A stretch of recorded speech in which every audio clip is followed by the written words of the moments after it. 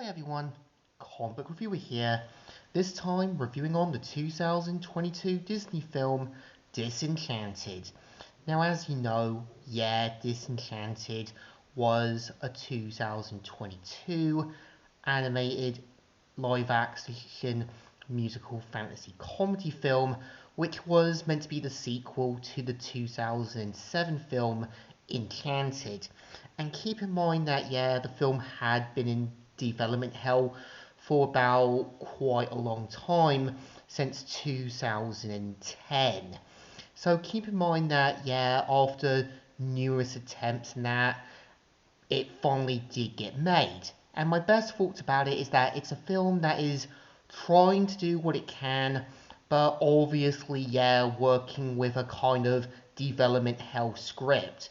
So the premise of the film is meant to take place 10 years after the events of the first film, where we see how, yeah, Giselle and Robert now have a child together known as Sophia, and we see that Morgan has grown up to be a teenager. And of course, Morgan also has to make sure Giselle doesn't make a complete fool of herself. She has to be a bit cautious about her. But we also do see how Giselle gets the idea to move to a new southern town known as Monoville.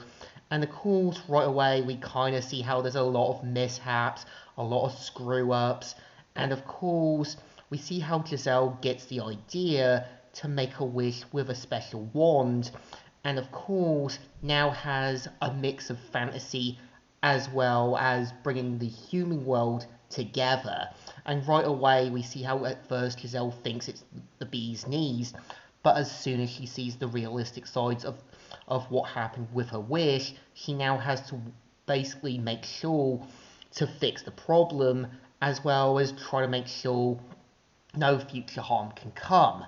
And the best I can say about the film is that it's got moments where it works and definitely knows what a story it is trying to say. Even if you have got everything that you want, there are still going to come problems, unnecessary problems, as well as things that you didn't ask for. And we see how at first Giselle thinks this is a good idea, despite not really understanding the first consequences of what can happen. And I think the best way I would sum up the film's villain, who's obviously meant to be a retailer, played by Myra Rudolph, known as Mother Marilyn Monroe, is that she's meant to be a bit of a foil to Giselle. Like, she's meant to be arrogant, she's meant to be self-righteous, and kind of expects the town that she's built to be around her little finger. And I think Maya Rudolph can really play this character who thinks she has it all, she thinks she can go the distance, and basically can kind of be this hierarchy of power. And I think there's moments where I think the film works and actually shows where some of the characters' songs need to be. Like, obviously, Morgan in her own in the whole fantasy version of Monoville is meant to have this really uptight, kind of happy-go-lucky beat. And I think, having Giselle as well as Melvina actually singing both their songs together really symbolizes how Giselle wants to be the next evil villain. Well, that role's already taken. And I think the problem that the film is suffering from is a weak script. And keep in mind that, the film had been in development hell since 2010. And I think in reality, the film didn't really need a sequel because Enchanted did leave the film on a good note. It just felt like it was a unnecessary film that had no reason to be made.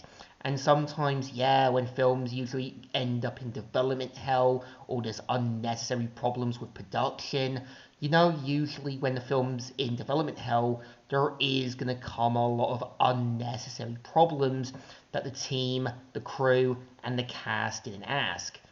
But I think for the best part, I would say Disenchanted is like trying to make a film that didn't really need to be made. Well, it is good to have a sequel when it's done right, but I think there's some sequels that don't work or don't go together, and they never will. So I think this one definitely deserves thumbs in the middle. Kind of alright, kind of okay. There's really unnecessary sequel messing. So, Comic Reviewer here, signing out.